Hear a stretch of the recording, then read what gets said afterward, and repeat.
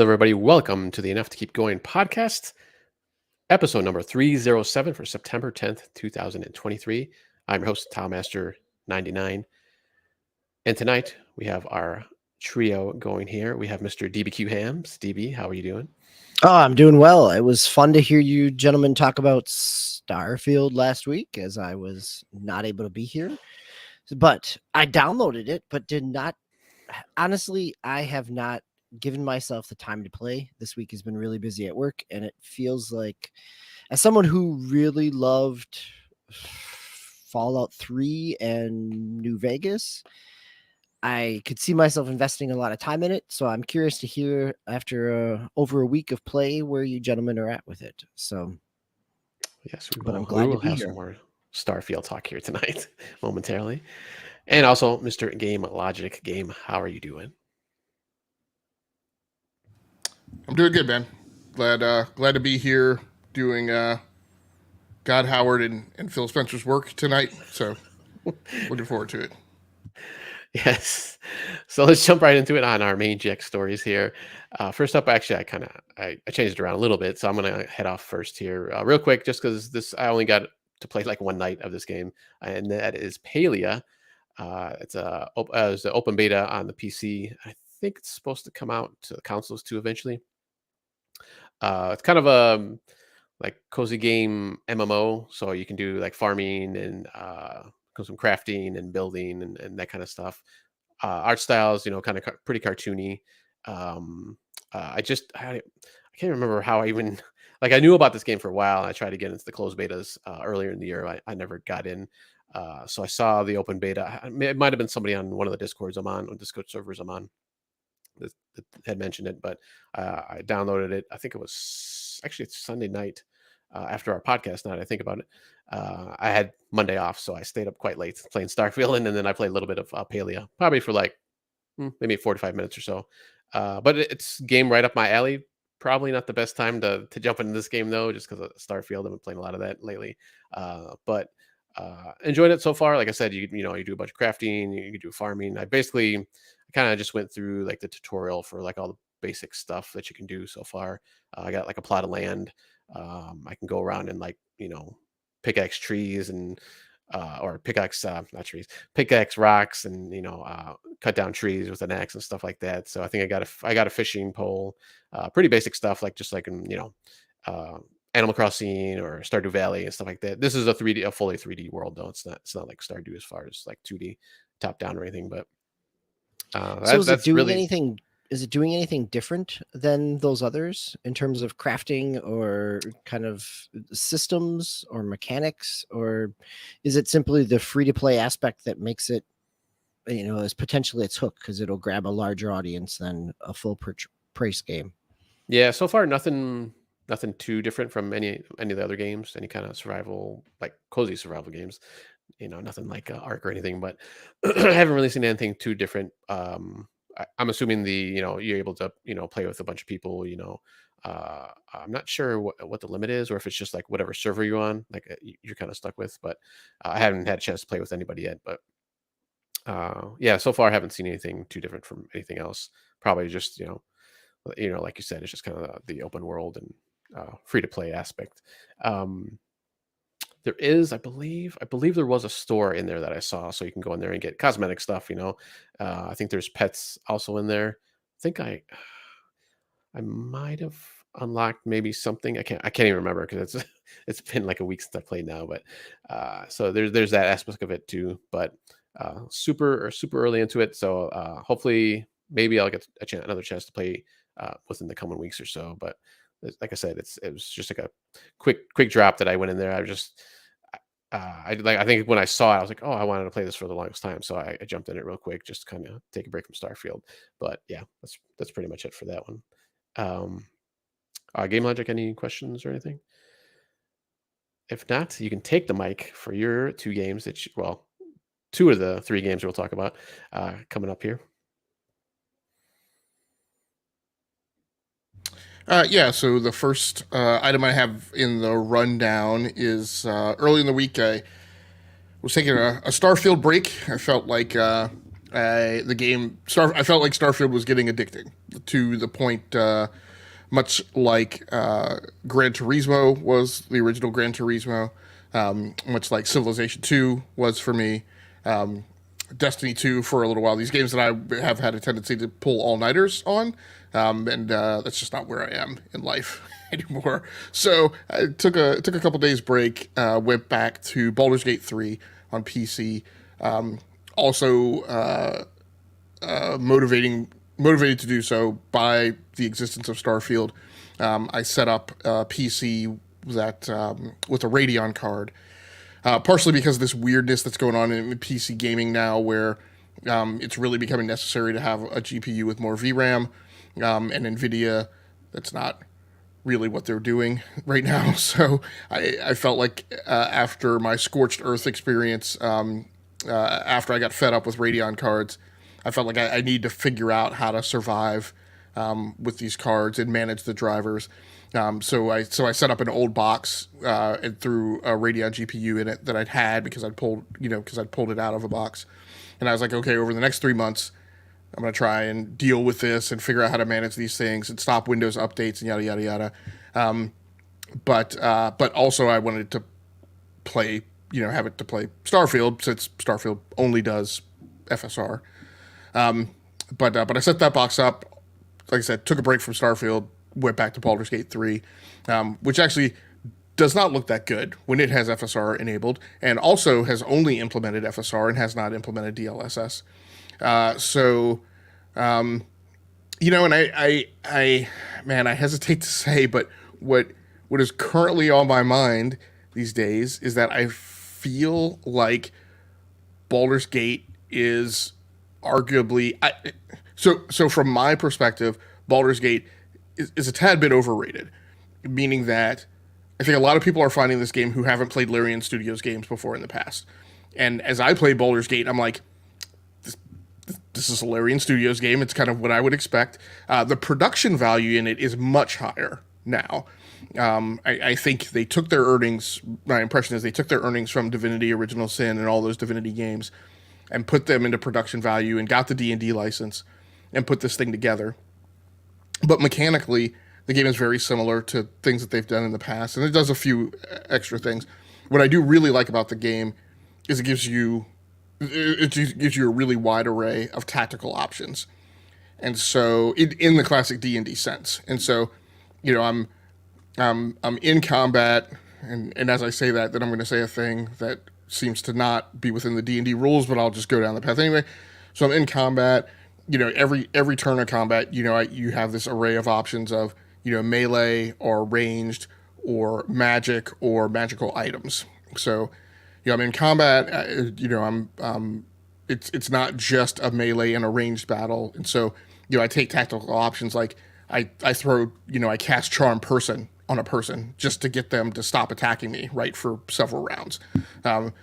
Now, the D&D rules I grew up under, the way I remember it, you couldn't cast Charm Person in the middle of combat because when somebody's angry, that tends not to work. But at any rate, it was a tactical option.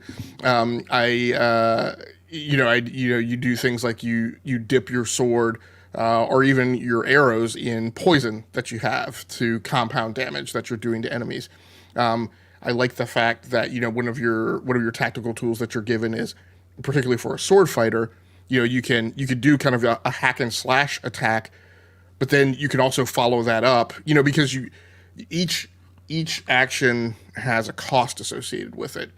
So it's not just that if you attack, then you can't attack anymore. You can do an attack that costs a lot of action currency, but then one of your sword attack types that doesn't cost a lot is the flourish. And so what you do is you do this big hack and slash attack, and then you finish off with a flourish. I'm sure that has some specific fencing term in it, but and so a lot of cases, I have swordsmen who have been, you invest in a skill set that makes you very skilled with those weapons and skilled in fencing, and then you can pull off that type of attack. I was talking to somebody else, it may have been Brap the other day, but they were saying, Shadowheart for them is not particularly effective. And I'm like, are you using the Heartstopper? So she has this attack skill where, she takes, at least the Shadowheart in my party is armed with a mace. and she takes the mace and like just hits you full on like in the chest, and that causes damage, causes you to be stunned, causes you to knocks the breath out of you, and causes you knockback. So things like that. Intermixing the spells with leaps and jumps, which are things you could do. I've cast like I have a spell that allows somebody to leap further, and so I will cast that on someone and enable them to just cover a long distance or a long vertical, which tactically positions them somewhere on the battlefield where they're have a more effective shot at people. So it's that is particularly wonderful. And very similar to Starfield, it also allows you to approach the game asymmetrically, right? You can asynchronously. You could choose to do the stuff in whatever order you want. So for me with my and I found the tab or the page in the game that again is just like Starfield's mission tab, where all of the activities that you can engage in and all the like missions and side missions that have been revealed to you are selectable. It doesn't work quite the same way. It doesn't have as many handholds, I think, as the Starfield one does. But I went in there and I said, hey, I'm going to go after this demon that Will is trying to track down. I'm not worried about the main campaign or the goblins that it told me to go after. I'm just going to go off and do this other thing. So it's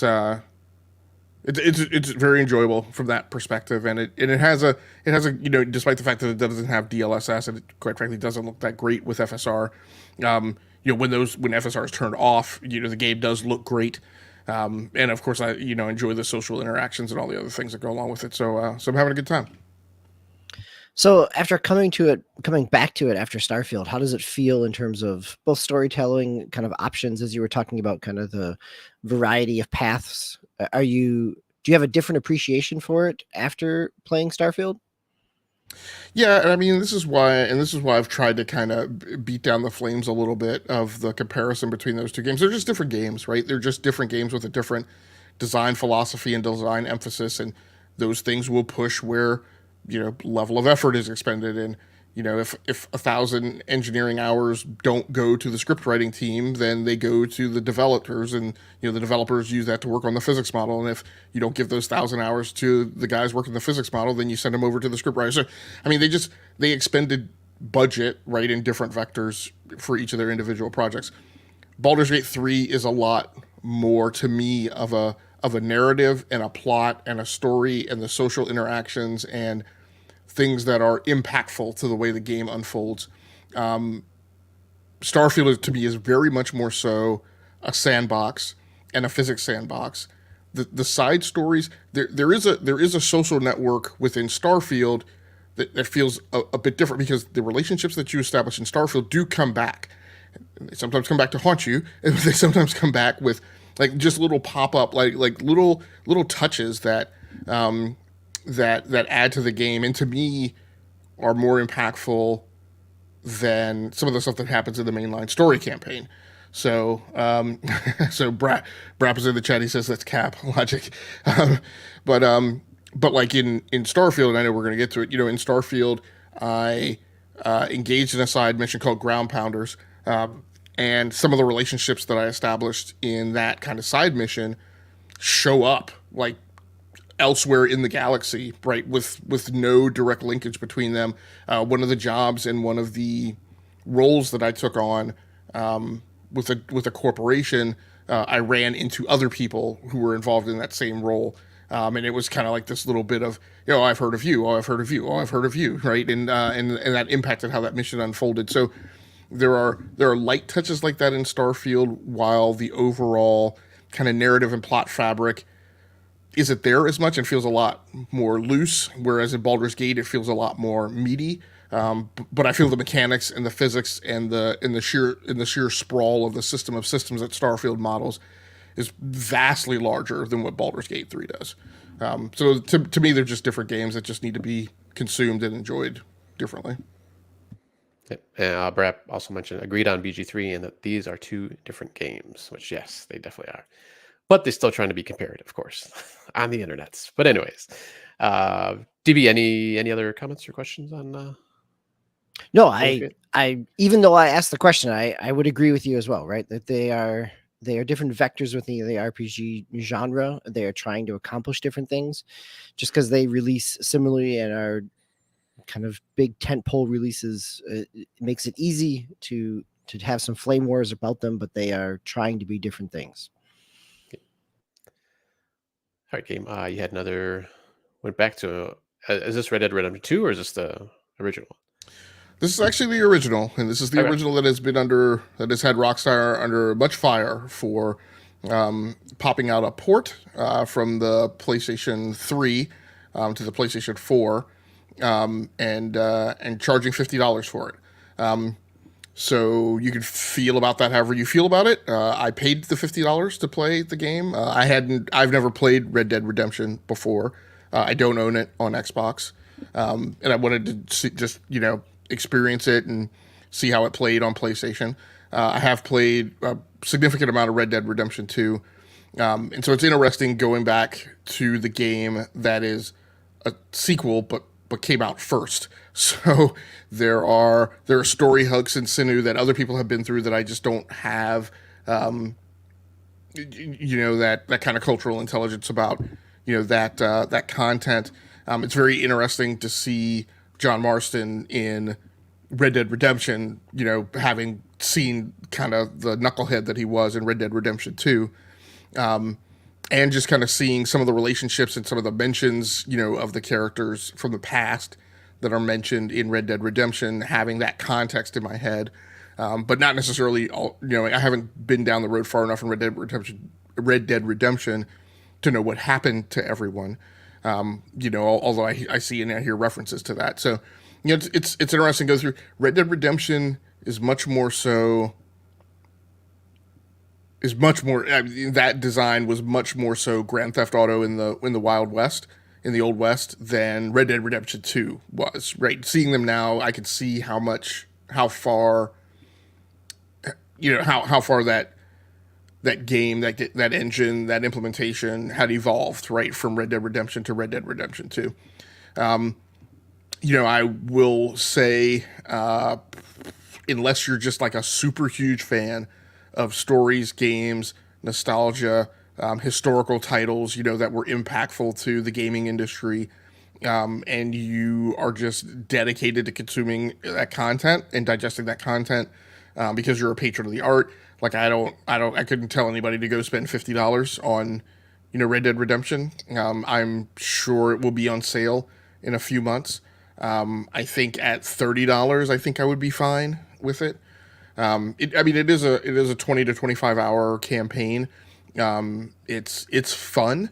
I would say that the voice acting quality is equal to Red Dead Redemption 2. Like that element of the production value, you're not being shortchanged by playing Red Dead Redemption. But there's still, there's tons of pop in all over the place where, when you're in a given combat area, that doesn't bother you, but when you're transiting on the horse, and doing other things, that will bother you, and that's a significant chunk of the game, right? Transiting around from place to place. So, but it's fun, but it feels a lot like Grand Theft Auto, in the Wild West. So I think that But it's so fun. gets my question of how much of this is a remaster, right? Because this is the same port that then came to Switch, or how much is because it came out PlayStation 4 and Switch. How much of this does it feel just like a port, or can you notice anything in terms of, not in terms of texture pop in, but I mean, are there other places where it feels like it's taking advantage of even PlayStation 4 hardware? No, I mean, and it's good that you mentioned the fact that this could currently happen with the Switch, because that's kind of almost exactly what it feels like. It feels like a Switch port on PlayStation. I don't know for absolute certain, but I will say, just from the way I feel about it, I feel like it didn't implement any haptic controls or anything of that nature to lead on some of those PlayStation 5 capabilities. Maybe it did, and I just didn't recognize it. But I'll go back and pull that thread. If it implemented haptic controls, that's something that lots of people like and lots of people really enjoy about the PlayStation 5. And if it did, that certainly adds value to the value proposition at $50. I don't, I've spent about 3 hours in the game so far. It just doesn't pop out in my head whether or not, there were a ton of a ton of haptic feedback controls. So I'll have to go back and pull the thread on that. Yeah, I don't remember reading anything about haptic pieces. So I was just curious because I remember, I mean, I have it for Xbox and I remember there is a patch that does give it kind of higher res textures than the 360 when they were in their backwards compatible stage last generation. So All right, nice. DB, you want to stay on the mic there? We have kickoff for the NFL season, and looks like you're playing some Madden 24. yeah, it is a kickoff for the NFL season. It's also the release of NBA 2K24. So it's been basically a sports week for me, gentlemen. Yeah, Madden 24 had a free weekend this weekend. So if you are listening to this live or shortly thereafter, there's probably a few hours left. The downside of that, if you are a EA Play trial person, is that yes, it is a free weekend, but it counts against your hours on the trial. So I played a little bit more earlier in the week on Xbox S or Xbox Series X. There we go. Too many letters to squish together there. And then this weekend I've been playing on PlayStation 5 just as a comparison. There again, not a lot of haptic that I'm feeling there either. Game logic looks great in HDR and 4K, but it's I've talked about Madden here before. It's not as buggy as some of the previous years when I've talked about Madden, but it still feels like Madden.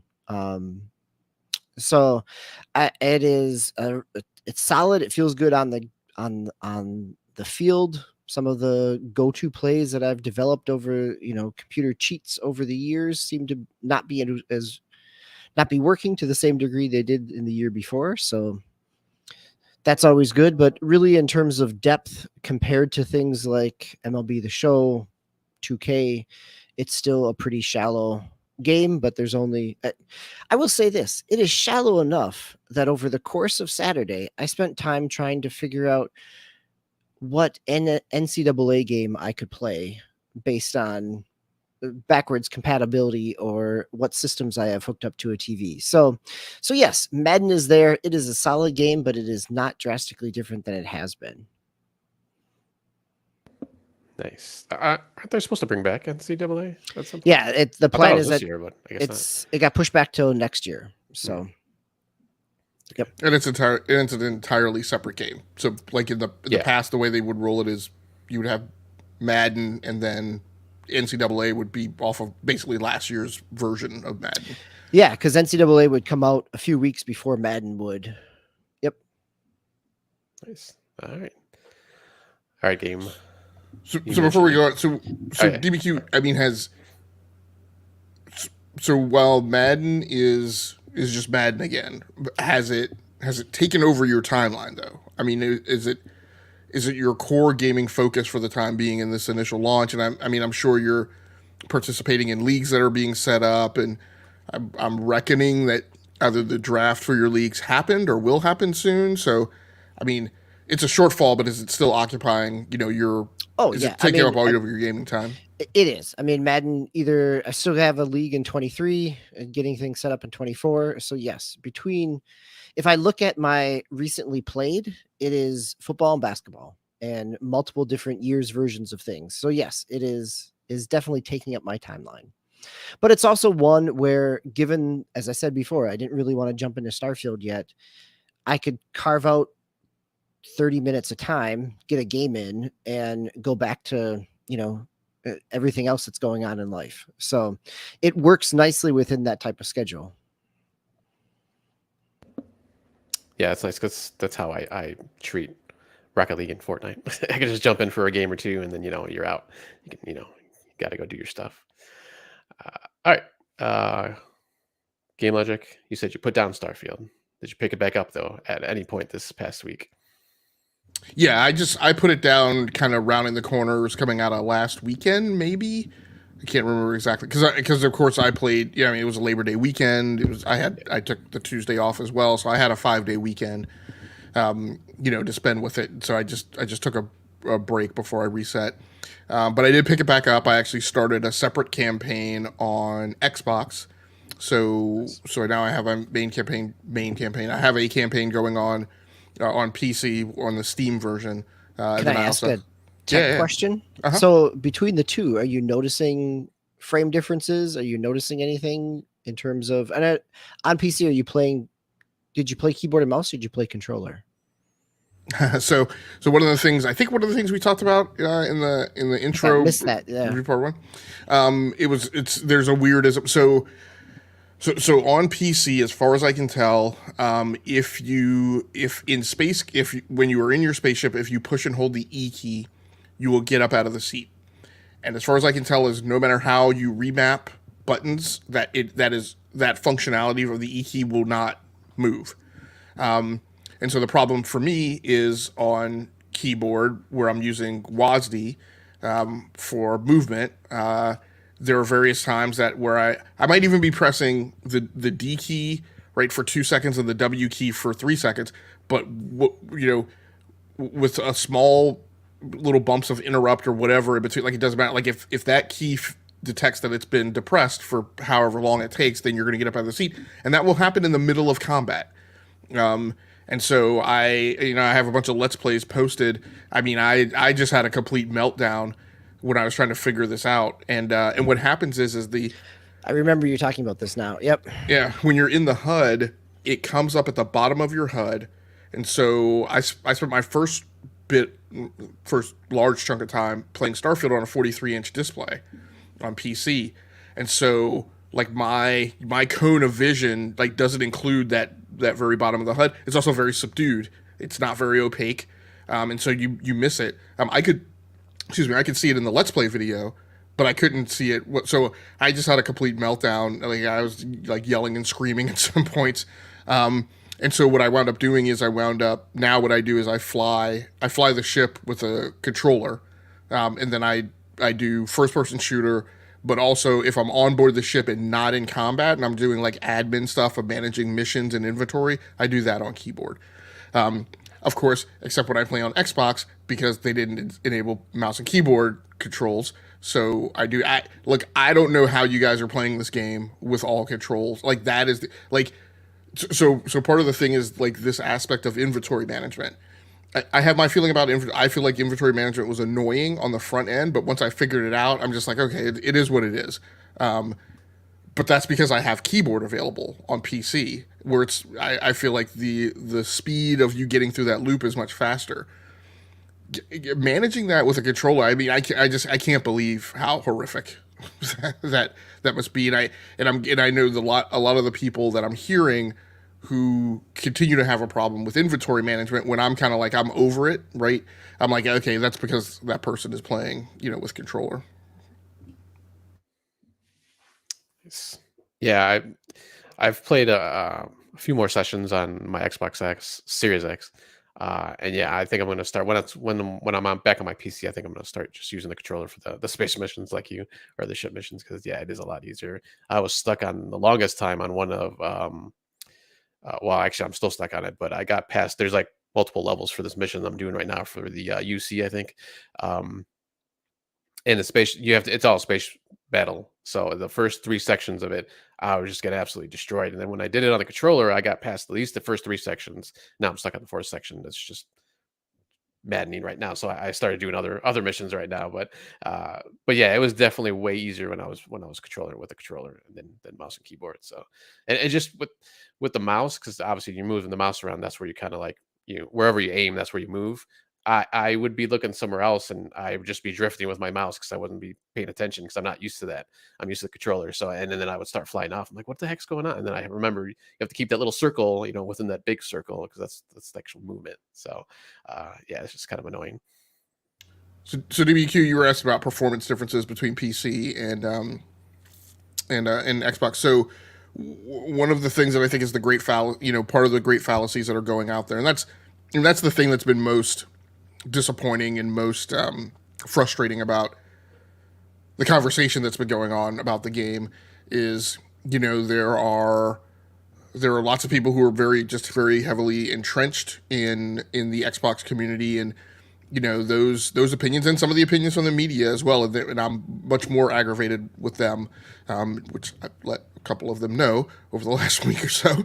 Are running around reporting that this game plays perfectly on Xbox, and it doesn't. In New Atlantis, so you have 3 speeds of movement in first person mode. You have the full on sprint. You have kind of this middle gear that is just kind of a jog, and then you have the slow walk. Well, when I'm many times when I'm in New Atlantis or any city which has which has people going by, whenever I go into that second gear, I start getting frame rate stutters. Now it's not super impactful. It happens for a few moments, and then I'm kind of over it. I haven't played enough of the game on Xbox to know I suspect that I'm going to see that elsewhere, because if there's frame rate stutters in one place, there's probably going to be frame rate stutters in another. So the game's not isn't perfect from that perspective. Again, it's running at 4K 30. That was a deliberate creative choice that Bethesda and Todd Howard made. One that I'm not particularly happy with, because if the ad copy is to be believed, it's, we chose to do 4K 30 so that we could track 10,000 sandwiches, even if those 10,000 sandwiches are on the other side of the universe and nowhere in sight. And I'm like, I don't know that I really care about 10,000 sandwiches on the other side of the universe, if they're not like in my direct field, and I don't really care if the game remembers where those 10,000 sandwiches are when I go back to those 10,000 sandwiches, if a strong wind has been blowing in a forest that I haven't been in, right? So, and so that's fine, but like I said, it's not great on PC. I feel like I'm actually on PC. On one of the things that I've seen, and the Digital Foundry video came out, and quite honestly, if you listen to the last 4 minutes of the Digital Foundry video, they are almost verbatim what I've been saying about this game's like hardware performance for the last week. The game is not optimized. It's not optimized well. Period. Like, it's just not. And where I've seen that is where I've deployed it currently on 2 PC hardware sets, and between the 2 I've deployed it on and the other reports I'm hearing from reliable sources, basically what I'm hearing is that no matter how much hardware you throw at this game, it's going to top out on how well it does at a certain point. And so maybe that's good for people in the middle band, but the people who have like really higher end hardware, that's not great, right? Because those people have spent additional money, they've gotten more cutting edge components, and they're not getting any better performance than somebody who's on a 3000 series GPU.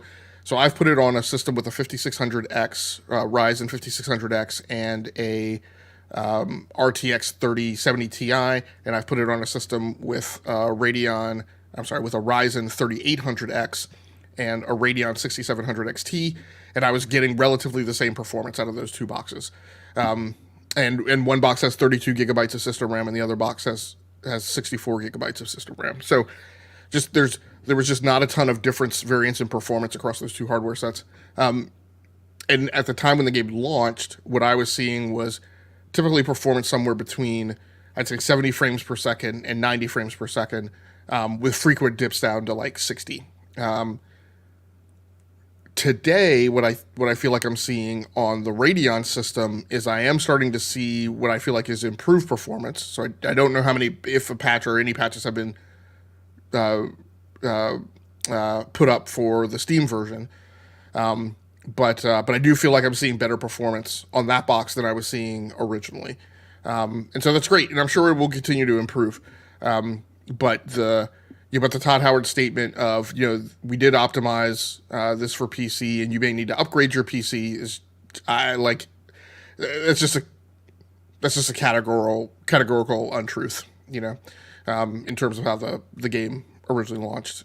If you go to that Digital Foundry video, they say many things like I say, which was an incredibly limited set of options available on PC for people with higher end hardware.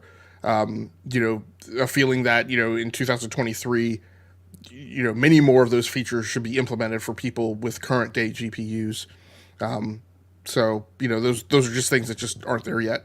I feel like the performance on PC is satisfactory. but it could be better, and it'll improve over time. So it's just, not a great tail of the tape here at launch, but I suspect it'll get better over time. Nice. Have you been just going back to gameplay and stuff? Have you gone through? Are you just doing like side missions still, or are you going through the campaign, doing factions? Like, what's the questing you're doing right now? So I basically in my head have am splitting my time up into three chunks. I am sometimes going and doing the mainline campaign. I am spending some time with factions at random, so I don't have any dedication to, like, I hear a lot of people are doing, like, I'm doing the Vanguard missions, or I'm doing, like, I don't necessarily do that. Right now I'm on Neon. I originally went there working for the Ryujin Corporation. Now I've helped out a person that I saw being wrongfully arrested, and then that has skewed me into a storyline where I'm helping out with the criminal world. So I did not realize that Neon has an underbelly. So there's a lower level to Neon that is much more criminally oriented. I had a great, like I said, the thing I love about this game most is the outpost raids, and I had a great sequence where I raided a warehouse, and these guys just threw down on me like as soon as I walked in the door, and we took out the two. Sarah and I took out the two downstairs. I ran upstairs to try and engage the third one, but I was needing to reload, so I hit a few melee hits. But the person got by me and ran down the stairs, and it was like out of a movie scene. Like, the person ran through the doorway and was heading for the door to escape, but he didn't see that Sarah was like behind him around the corner. So as soon as he came through the door, she popped him in the back. I was like, "Nice shot, thanks a lot." So, but that's what I'm doing right now. And then the third part of it is, you guys have heard me talk a lot about the way I used to play Sid Meier's Pirates, and kind of in the same way, like the third part is just my own meta that I'm engaging in, where I have set up an outpost on Alpha Andares 4, which is a small mining outpost. We're so small that we fall out of the jurisdiction of the Empire. So where I've got a small mining colony set up there where we're mining copper. I actually saw an achievement pop tonight because the way I've set it up is, I've set up a copper extractor on top of a copper bed. I have a connector going over to a storage container. So as it mines copper, it sends it over to the storage container. I saw a Chivo pop tonight that told me, hey, you just, got an achievement for like super miner or something like that. Because while I'm gone, it's continuing to mine and fill the storage container. And so I periodically go back out, and I've bulked up my ship and added additional storage. And gotten a bigger reactor and added a third and then a fourth engine. And I periodically will make runs out there to pick up copper out of the storage container, run them back to some other place to sell the copper, clear out the container, so it can continue to fill, check all the power systems at the station to make sure that they're all up and functioning, add additional things. I've got a gas storage container, which isn't fully functional yet. I still got to work on that. I have a solid storage container. And so I get the copper to make runs back, but I also, when I'm out there, will typically run around and do some extra mining and just throw it into the storage container. And I'm just going to stockpile stuff, so I have it here for like a rainy day. So that's kind of the meta that's going on in my head, is I have this, pirate outpost all stuffed in a corner where I'm like stuffing away, my retirement money and minerals and things like that. Are you still using your original ship? No. So I've beefed up my ship, like, basically through two stages. Originally I beefed it up and added a third engine and some additional storage and moved my docking bay up. But I have since gone back and really bulked up my storage. So now my storage is about 3 times what it originally was. And I've added a fourth engine and a bigger reactor. And in the first stage I added a larger, longer cockpit. So now I'm basically 2 major refits, like, down the road, and repainted it and renamed it Chatham. So yeah, I'm having a good time with it. Yeah, sounds like it. Yeah, I was doing the story missions at first, like the beginning of the week, and then I switched over to a couple of the faction missions. The one that I said I had got stuck on, I kind of walked away from for now, which is kind of interesting because, like I said, they're all space battles, and I'm like in the middle of a space battle. And I'm just like, you know what? I don't want to do this anymore. So I can just fly off into another quest, which is kind of funny. But one of the things I noticed, though, while I'm doing some of these missions, I think mostly So far, mostly on the faction missions. I don't think it's been any of like the side missions, but like depending on who I have, like I might have a little bit more like depending on who the companion I have, I might have a little bit more interaction with that companion with whatever the storyline's going on, which you kind of mentioned before of how things kind of, even though they don't seem like they're connected, they kind of mention something. So I had Sarah for the longest time, and then I switched back to the robot. I forgot his name now. Valos. Vasco. Vasco, yeah. So I was using Vasco for the longest time, and then just a couple days ago, I went back to Sarah, mostly because I don't know why I kind of forget about you can do this. So you can you can give your companions, human companions at least, different weapons and gear and stuff. So I wanted to kind of do that, so to beef her up.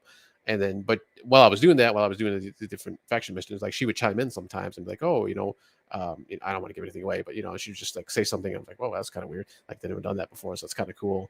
And then there was actually another time when she helped me out while I was trying to like convince somebody to do something, and I was like kind of going back and forth. And then finally, she was like, "Oh, hey," and she said something, and then it clicked, and I was able to get through the quest. So I was like, "Oh, that's kind of cool, like how they do that now." So it's just kind of interesting how, and I'm kind of interested to see if that happens with all companions or if it's just with her because she's obviously like part of the main story and stuff. So I don't know. I don't know yet, but I know I can't remember I don't know if you've seen how many companions you can have. I don't know if I've ever seen that number. So the maximum Different companions, I should say. The maximum crew. Well, I mean the maximum crew.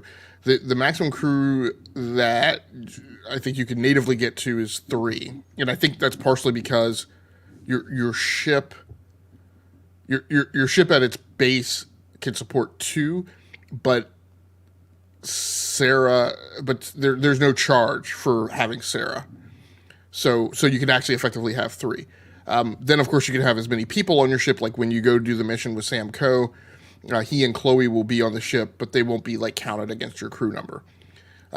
It turns out that there are skills that you can invest in that allow you to increase that ship crew size, which will take you up to I think a maximum of 8 within the game.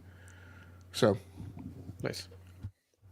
Some other things that I have come across either because it passed through my windshield, by seeing a headline on a website or I heard it in a podcast is apparently you have a captain's locker on the ship, which I did not know.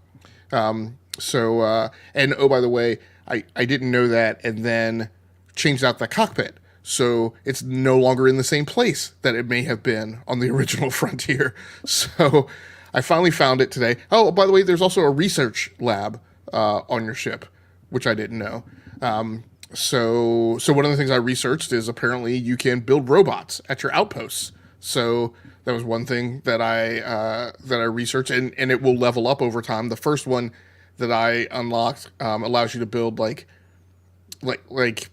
cleaning robots and utility robots and things like that. But eventually, if you invest in that research, you will be able to build military robots and defensive robots.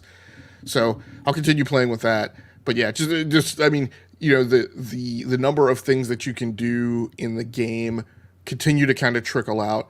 And sometimes they're neat discoveries, but then sometimes they're things that you should have known how to do before that you were never taught to do. And that's still, kind of annoying when I find those things out. Yeah, there's a lot of stuff. Well, I mean, they say, it's basically you could choose what you want to do in your adventure. So that's definitely it. And I think with those research, when you do those research things too, you can kind of like tag them, and then I don't know if it like totally walks you through like what you got to do, but I guess it kind of like shows up maybe on the map or something. I haven't really gone through too much to that either. I haven't even done an outpost yet. So, and I messed a little bit with my original ship, but now I think I got like 3 different ships now because I actually stole one from some pirates I saw on a planet at some point, and then I got another one from a mission, which is actually a really nice ship, along with some really nice gear. I don't know if you've done the Mantis quest yet, but go ahead and do that one if you want to get some pretty neat gear and some pretty powerful gear. So, but yeah, I mean, in summary, like at the end of the day, it really clicked with me tonight. I mean, I'm really playing this game like an MMO, and I'm not overly hyper focused on doing like the mainline campaign, because I can always come back to that. But in the meantime, there's tons of side content, and that's the story that's going on inside my head, and I'll continue to engage with that as I see fit. And then at some point we'll maybe make a run, at the mainline campaign. But Or at the end of the day, it's about all these little metas and subsystems and systems of systems that, on any given night, I'm like, oh, I'm gonna do criminal missions in Neon tonight, right? And that's my Starfield gameplay. Like, it's not like, let me finish the campaign, so I can get to New Game Plus, New Game Plus Plus, or all of these different labels that people are coming up with it. But to me, it's just another MMO, where I'm kind of choosing my own adventure each night, right, and making that investment. And I may do something like completely different, the next night. Yeah, I was kind of surprised with the weapons, how they do. It's I don't think it's as varied as say something like Borderlands, but there is a bunch of varieties you can get, and all these different kind of weapons, and so that was kind of a nice thing that I didn't even think about that they might even implement into the game. So that was kind of nice. Just certain things I found. Do you be any other questions or comments for Starfield? No, I think I've pretty much been consuming Starfield media between you all and multiple other podcasts over the course of this week. So, yeah, and I think the pieces that you all talked about last week in terms of some of the less intuitive parts of the design elements, the kind of underpinnings of it still being a classic Bethesda game, even with its scope and ambition, it seemed to resonate across multiple spots. And I think the fact that both of you continue to play it also says a lot. And the fact that Game Logic just said it's an MMO, and we all know how much he loves MMOs. So the fact that he is classifying it as playing it like this, as someone who has historically not had any passion or interest in an MMO, is a good sign about the level of engagement that it's creating for him. Well, Unless I'm wrong, feel free to dispute. Yeah, I wouldn't say wrong. It's a matter of like when Sort of that wrong. when that perspective flipped. Like, over the years, we've been doing this for 9 years or so at this point. So at the point where I went down, I'd kind of been pushed down this path with Destiny 2, because the whole time that I was playing it, and they were telling me it wasn't an MMO, it really was an MMO. And so then they told me the truth, and I was like, oh, I've been playing an MMO for the past few years. And then when I agreed to take the undercover job and go into the Star Citizen community, and got so deep that I became one of them. Um, that was the point where I was like, I really do like the grind and MMO. And so, maybe not in the strictest sense MMO, like in terms of just, in general, that model has kind of gone away in terms of you paying a monthly subscription, which used to be my biggest problem with it.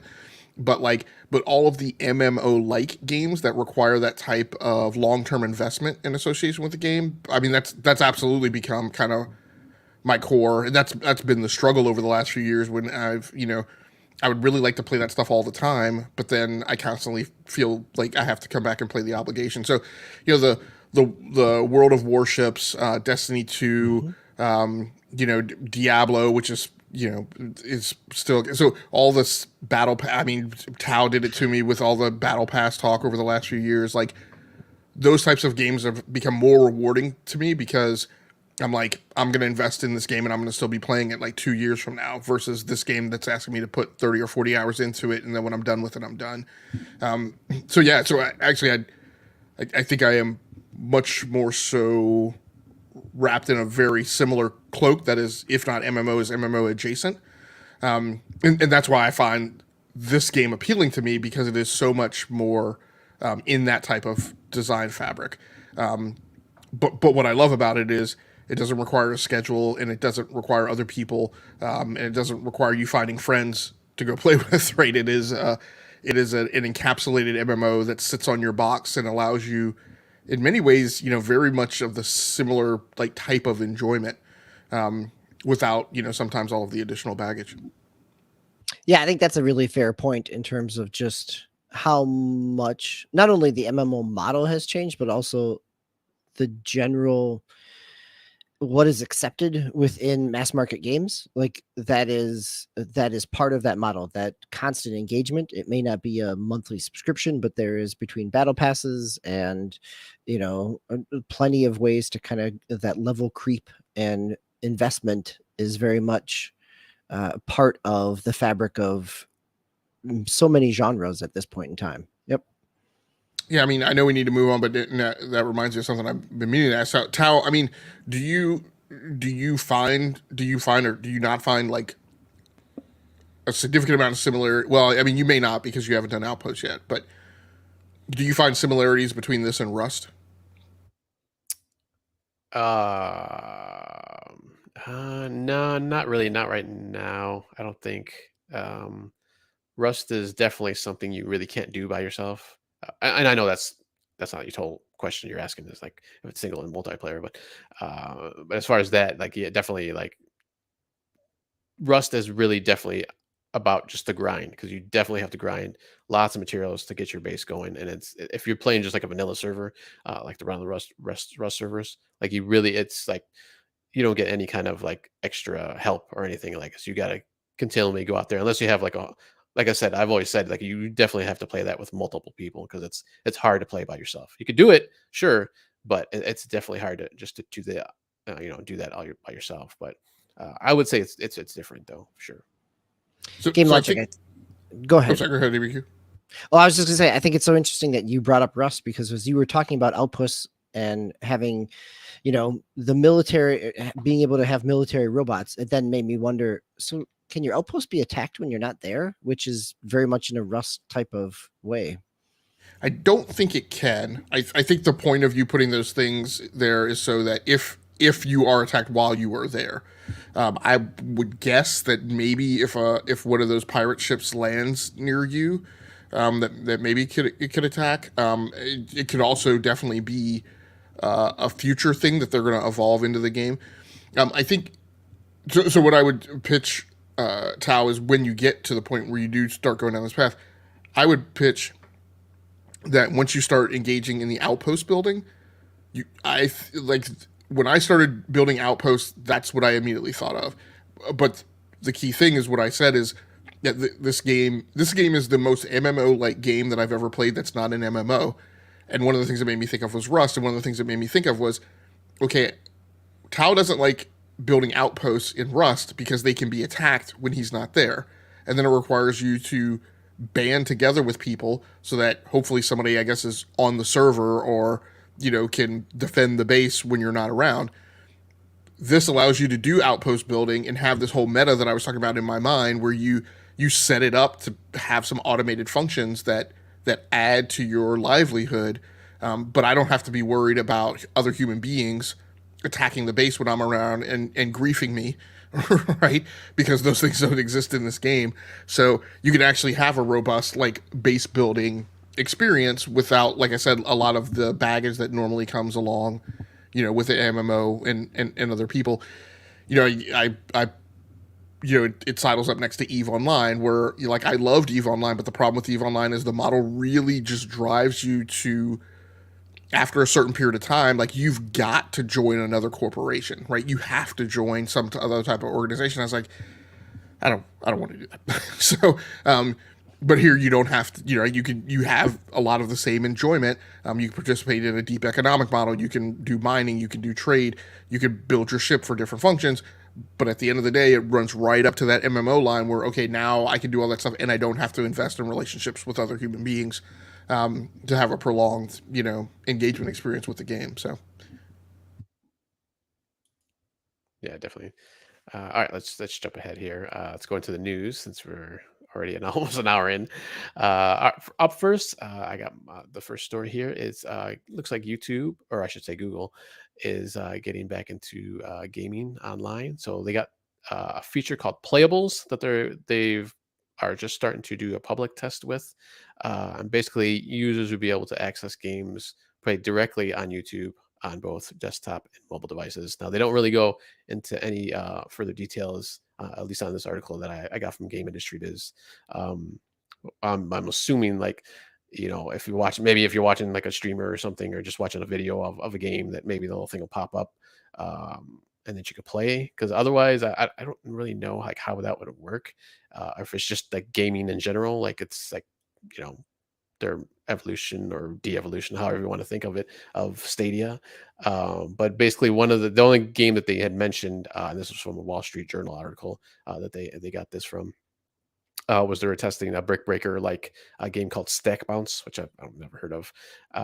So it's just kind of interesting that, and I think I had heard about this too a few months ago, maybe when they were doing like closed betas and stuff, but they really hadn't mentioned too much. And evidently they're not still mentioning too much on this, but it just kind of seems kind of interesting that they're kind of sort of jump back into games, but we'll have to see like how this all pans out and how it's gonna play out.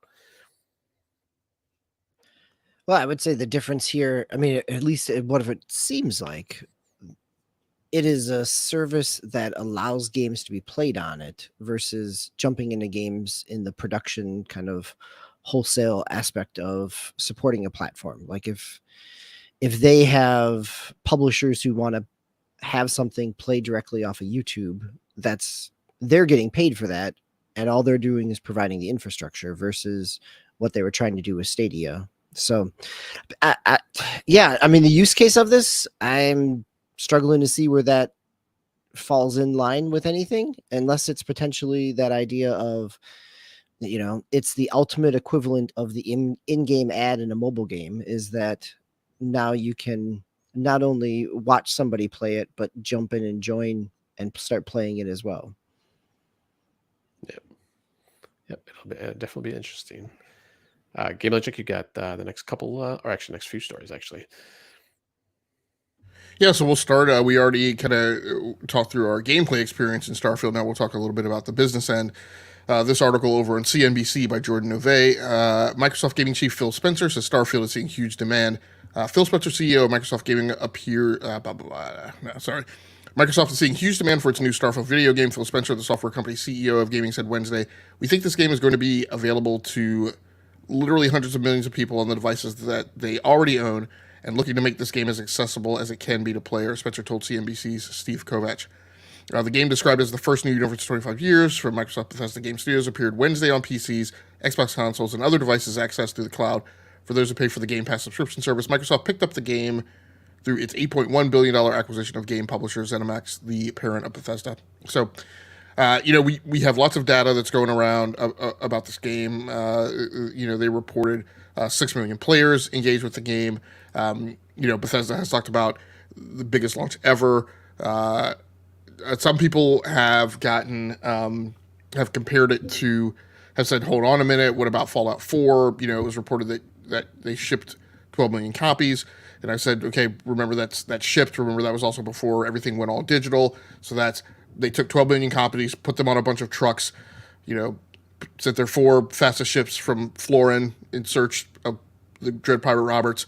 But that doesn't mean that they sold through 12 million copies, as rapidly. And obviously this is engagement, right? So in a digital age, so 6 million people, downloaded the game within, 30 to 45 minutes, maybe longer for some on highly contested network times.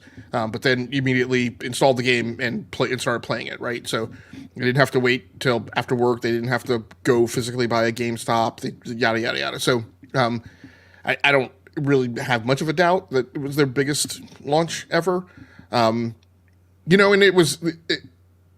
The thing was just well played. They did early access over a holiday weekend. Quite frankly, I think that they got traction that they otherwise wouldn't have gotten. I think about my game time and all the stuff we just talked through, and I'm like, there's no way in the world that I would have peeled back the onion on that much of this game if it hadn't been Labor Day weekend. Like, I would have gotten this thing in the middle of the week. The work would have been going on. I would have hit. I can count 19 different points of frustration, right, that I hit over that long weekend, that I would be like, yeah, I'm done, I'm out, and bounced off the game. So, it was smart, huge uptake on Steam, highest number of concurrent players, against multiple records.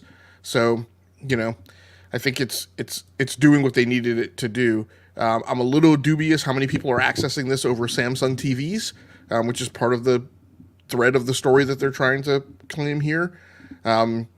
Quite honestly, for what I've played of the game, I don't see this being a practical game to be playing on a mobile phone by any means. Like, doing inventory management on some of the wackadoodle aspect ratios that smartphones have today. On a foldable, like I could see that being working, but for people who have $2,000 smartphones. But I just don't see this being a practical experience on a phone. On a tablet, yay verily. And much like Cyberpunk, where some of the best Cyberpunk experiences were on Stadia, because the game ran so horribly on consoles. It may be getting, I could see it getting some play there, despite the shortfalls of its performance. So, but at the end of the day, good launch weekend for them. I think the nit to pick at as we go forward will be, there are some Game Pass subscribers that feel disenfranchised by, hey, I'm paying my $17 a month. You guys, I made that, and I ponied up to do that and signed on to do that because you guys said day and date, not day and date for some, but day and a different date for others. And so, that bit of a nit, they need to work out, I think. But overall, well played, for the launch. All right. Up next, actually, you had another one about the Donald Mustard. I don't know if you just didn't want to do that one. Kind of. Oh no, I was hoping to hear commentary from you guys on that story, whether or not you agreed or had other thoughts and opinions.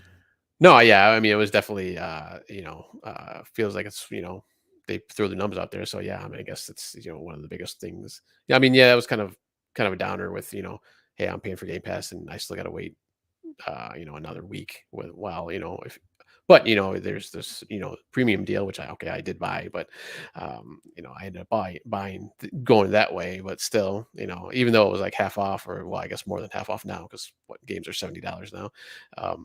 So, but I mean, I guess it is what it is. I mean, I think it would have been a steal, I think, if they would have had also the Game Pass members have that early access, which even if it was maybe like another day or two earlier, maybe not the full, I think, what was that, 5 days that you got it early, with either the premium editions or upgrade edition. So I guess it is what it is.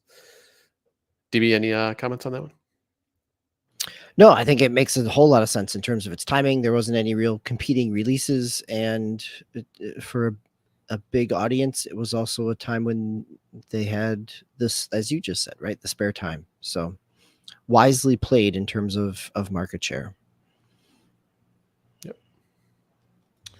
Okay, next story over on GameSpot. Fortnite boss and industry veteran Donald Mustard leaves Epic, by Eddie Makuch. Maybe that's how you pronounce his name. I don't know. Epic Games Chief Creative Officer Donald Mustard is leaving the company. Mustard confirmed the news on Twitter/X, saying he plans to step down later this month. Mustard has been making games for a quarter of a century, but most recently he was a top boss at Epic and one of the leaders of the incredibly popular Fortnite. Before that, he worked at Glyph Games on Advent Rising before starting his own company, Chair Entertainment, with his brother Germany. We've talked on this show about games from Chair Entertainment.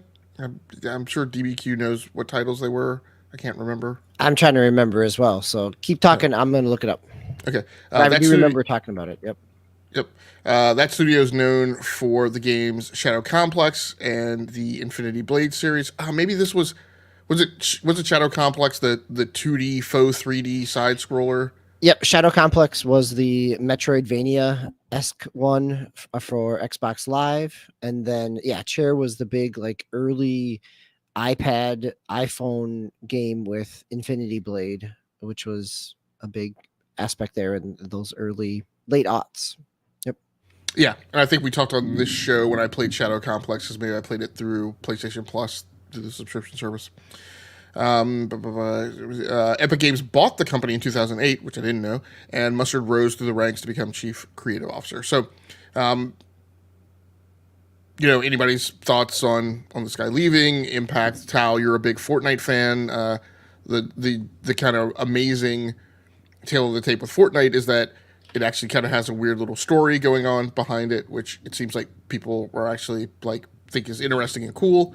So, any thoughts from you on what the future holds for Fortnite from this guy leaving? Yeah, I was kind of surprised when I saw this. I think it was a couple days ago when I first saw it, and yeah, he was always on social media, obviously hyping up the game, but he'll drop little clues here and there when the seasons were changing and stuff like that. And so it was always kind of cool. He was always really interacting with with his, with everybody online. So it was always kind of cool. And yeah, I mean, there's a story, but as of late, at least the last year or so, maybe even year and a half, it's been, I don't want to say it's been loose, but it doesn't seem like they're focusing on the story so much anymore.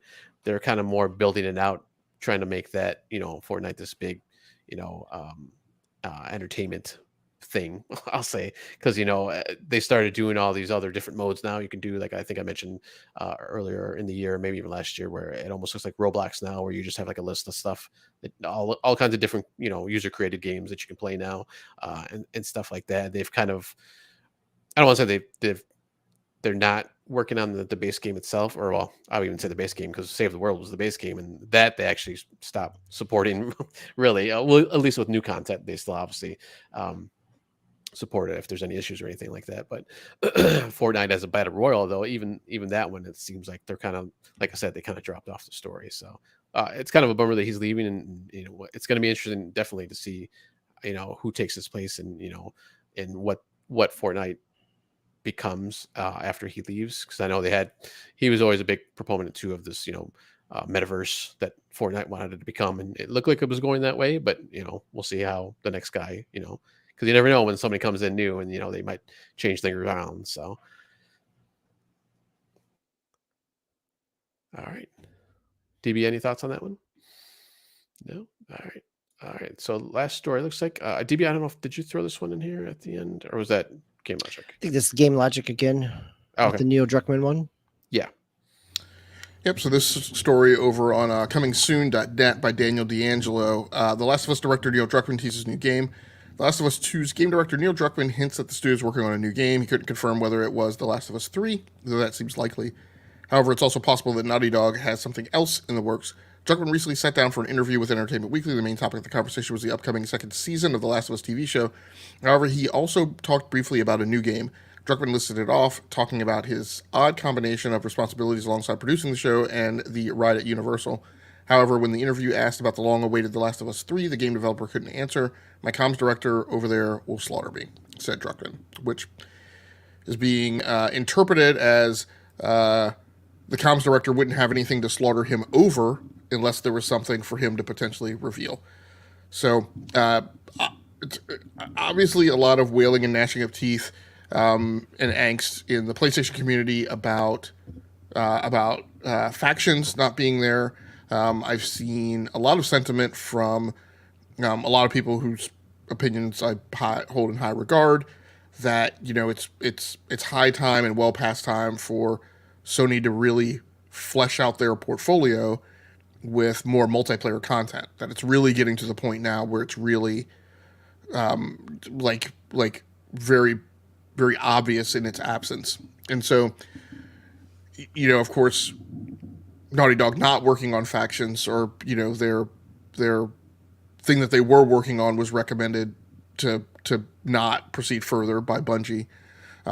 So I don't know whether that means they've done a reset. I don't know whether or not that means they're going to need time to do a reset, and set to work for the new thing. I don't know if they've scrapped it and walked away and said let's give ourselves a break and not think about that and try and untie that knot right now. And so I don't know if this other thing was already in production pipeline and now has been further accelerated because they're not doing so. I mean, tons of questions all over the place. I don't know, DBQ. I mean, you spent some time playing on PlayStation. Any desire of what you want to see Naughty Dog working on? Well, I think to me it makes sense for them to either come back to an existing IP or to do something different, right? And to keep them do something different within the single player experience. Like, this is that narrative single player is what Naughty Dog has done well, what has earned them their reputation, just earned them earned Sony plenty of money along the way to continue in that path. Like, I think Bungie was completely, well, I shouldn't say that. I think it makes complete sense that if that, the multiplayer aspect was not progressing, that they canned it. right? Like there are better teams to be building on multiplayer pieces, and this is not 2008, 2009, where every game needs to have a multiplayer aspect in it, right? Let a game that is doing what it does well continue to do that, and let other studios focus on a multiplayer piece. That's not to say I disagree that Sony would benefit from a more robust multiplayer community, and I think they probably certainly feel that way given the last year and a half of the Activision Blizzard Microsoft merger conversations as well. So whether that's enough of things like Marathon or if there's other things coming down the pipe, but in terms of Naughty Dog, my hope would be is that they're allowed to do what they do well rather than try to fit something within the market. So DBQ, I have footage of you and I playing Uncharted's multiplayer. Oh yeah, yes, I do recall that. Yep. So you and I enjoyed that, and we found that mode to be much to our surprise in how good fun. it was. Yes, it was. And then, have you played Factions? No, I have not. So I played Factions on the PlayStation 3 briefly, and I feel the same way, that I was very surprised at how good it was. Now, my problem with Factions and my problem with the Uncharted multiplayer is whether or not it's because of, player base or whatever, both of those games landed with me in the same place that Overwatch does, where, like, I find Overwatch fun, but I only find Overwatch fun with other people. Like, it's not something like Call of Duty, I have a good time in, but I have a good time whether I'm with people or not. And quite frankly, actually, when I'm with people, it's sometimes bothersome because I don't get the time to, juggle my inventory and manage my loadouts and things. So I sometimes actually arguably have more fun playing by myself.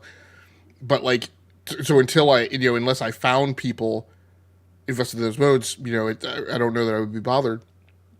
But part of my worry is I do think Naughty Dog does do good multiplayer, but I don't know that they multitask well. Or just not even well, but just that the single player games that they do require so much focus and so much energy that it's just not practical maybe to have to think about them concurrently doing multiplayer. So I actually feel like to a certain extent it's unfortunate, right, that they're not able to put energy on multiplayer now, because I think PlayStation has become much more so of a phenomenon now in the PlayStation 4 era leading up to the PlayStation 5 than they were in the PlayStation 3 era to me. Much more of a community, much more of a culture, much more of a gamers in that yard feeding on the energy of other gamers. Now more so, right, back in the Xbox 360 era, I felt like that was the dynamic in the Xbox camp, and now I see it in the PlayStation camp, and I feel like the PlayStation camp is ripe for a big multiplayer game, and I think Naughty Dog could do one that generated a big community that would have community game nights and yada yada yada. So it's actually kind of unfortunate it's not landing on the scene. I mean, I'm glad they're doing The Last of Us 3, but if that's what they're doing. But you guys know, Last of Us 2 didn't particularly stick the landing for me. The first, it just didn't stick the landing for me. So, yeah. Yeah, I mean, it's an interesting angle to take, right? And especially if you add in their penchant for PC ports at this point, right? Like having something that is PlayStation and PC in terms of a cross-platform game, that's a pretty significant community in terms of console population, and I think you're absolutely right in terms of the kind of cultural panache of having something that's their own as as the dust settles on Microsoft's ownership of Activision Blizzard, that having Sony fans be able to say this is ours has the potential to have a built-in audience in a way that has not been the case. Did they ever mention what the was the multiplayer that they were doing? Was it going to be co-op or competitive, or they never really said? They said it was going to be factions. I mean, I don't know that they never necessarily put any limit around it, but the lean was definitely that it was going to bring you at least the factions experience, which was just PvP co-op. Oh, But there were references to them making this like a more of a world, and centered around more of like a hub and integrated in the overall story of The Last of Us. And so, I mean, I felt like there were indications that there would be co-op missions that you could go on that were like part of the world, and part of the expanding lore of The Last of Us. I don't know if that's what they were going to do. But yeah, so people were definitely hungry for just the PvP. it almost sounds like it would be what's that Ubisoft game? Crap, I can't remember. Where The it's like the Division, post-apocalyptic Division, yeah. yeah, Would the it Division be Two. something like that? Do you think, or I don't think. I mean, the Division Two is a single player game first with multiplayer stuff added on as an ad hoc. I felt like Factions was going to be a multiplayer first game. I don't know with maybe co-op, right, as a side dish. oh, okay? And I guess the maybe part of that is entirely speculation on my part. Right, yeah. All right, all right. Let's jump into our last segment here. Our round robin. Well, actually, it looks like we don't have We any round put all of robins. our stuff in our We first played- segment. That's We right. had We so have no much to round talk robin. about. Yep. All right. Hey, Yeah. everybody's playing relatively new games, or at least 2023 releases. Yeah, surprisingly, even I am. So it's usually not the case. But yeah. I mean, other than Starfield and Palia, I mean, I've just had a few rounds of Fortnite and Rocket League, as I mentioned, usually. So going through. So let's go into what's next. So DB, you're going to be doing some NBA 2K3, 23. Yeah, with all the hype of 24, I realize I still have some things that I didn't finished out both in my career. I've still got a few Jordan challenges to go back to in 23. But as I looked at the release calendar, I'm pretty sure my game that I'm going to be talking about next week is going to be the trial of the Crew Motor Fest. So that comes out, that 5-hour trial comes out the end of this coming week on the 14th or 15th when that releases. Nice. Was do you know if is EA doing a basketball game this year or no? No, they have not. There has not been an EA Live or an NBA Live since 2018. NBA Live 19 was the final one. Okay. I was just wondering when I saw the 2K, so I was like, oh yeah, I forgot about NBA Live. And Game Logic, you're doing some sports too coming up here. That's what I have on the list, but actually the week is going to be pretty full, I think. So I do plan on getting into Super Mega Baseball 4 as one of the items. I also plan on getting back to some time with Fire Emblem Engage on the Nintendo Switch. As we've talked about tonight, I will continue working my missions on behalf of. And now it's bringing up my email. I'm trying to get like a sterile display. Actually, this is the one that's probably the best. But I'll continue working on behalf of Constellation and playing Starfield. And what was the other thing I was going to mention? And yeah, if I hear good buzz about the Crew Motorfest, I may be jumping into that as well. I've mentioned how excited I am to see how that launch goes and the discovery of how much support Ubisoft puts behind their titles. So I'm hoping this one fares better in its initial outing, than the others have. But I'm still like curious. I mean, this may be a game that even if it comes out to poor reviews, I may, still, make that investment right in the hopes and beliefs that I'm going to keep a stronger eye on the Steam community reviews at launch and see what their uptake is. But this may be something that I just spin the Coke bottle and say, I'm going to go ahead and jump in and just hope if it has some rough edges at launch that it's going to get better over time, like all their other games have. See, and for me, because it's an Ubisoft game, I think I'm going to wait until Thanksgiving time, right? Because I know it's going to go on sale, especially with Forza coming out in October. But yeah, I'm excited. As I said a couple weeks ago, like the beta was really solid. So hopefully they stick that landing and we know that as you were just talking about, Game Logic, there's going to be plenty of support for it going forward. Yeah, and two titles that I don't plan on playing because I don't think they're going to be out. But like we keep saying that this is a great year in gaming. And as the weeks go on, I still see games being announced, or a tidbit coming up about a game in the month of September that is still coming out this year. So, two other things I'll throw out is like there's a Star Trek turn-based strategy game that's coming out like in October, and there is an amazingly Codemasters, who I've mentioned on the show before about how the guys, I can't remember, KT Racing or whatever, or the guys who are with Naxon, who have been doing the WRC rally series, lost the WRC license last year, and it went to Codemasters. But I wasn't expecting Codemasters to turn a game around for at least 18 months. They're putting out their WRC game next month. So just out of the blue, and it was the first time I had heard a release date given for it, an announcement made for it. So I am looking forward to that. I love Codemasters' approach to Rally, and now with them having the official license, it'll be interesting. It's unfortunate that now we won't have Dirt Rally and this WRC game, as we're accustomed to. EA is going to gobble up every single sports license that they can and create a monopoly out of it.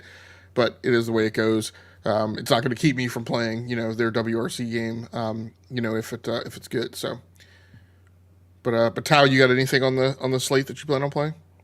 Yeah, I'm gonna try to get back into a little bit more on Palia to see if I can get a little bit more into that game, and then obviously Starfield. That's pretty much it. I also forgot to mention that I did get the Starfield controller, the Xbox controller. So that's actually pretty nice, pretty good quality. It's got the little rubber grips, kind of like the Elite series, which is actually kind of nice. Where did you get it from? Because the Microsoft Store online, I keep looking for the controller and the headset, but the Microsoft Store is sold out. Yeah, I had pre-ordered it like when they had announced it like months back. So I think I actually got it in June, sometime like early mid-June. So I was just waiting to play the game. So it was just on the shelf. I didn't even take it out of the box until like the day before. So, but yeah, it's been a while, and I think I got it from Amazon maybe when I pre-ordered it. So yeah, it was a while back though. Yeah, I mean, I already have the old Xbox controller, so it's like or Xbox headset, so I didn't really need the other one. So of course I got like what 6 controllers. I probably didn't really need that one either, but it's all right. I kind of collecting controllers lately, at least if they're like special editions. So it's not too bad. All right, any other anything else before we end the show here? No. Brap, thanks for stopping by in the comments there. Please join us next week for episode number 308, where Mr. DBQ Hams will be the primary host. And I believe the rest of us should be there too. Please keep playing those games out there. Take care of each other, and we will see you next time.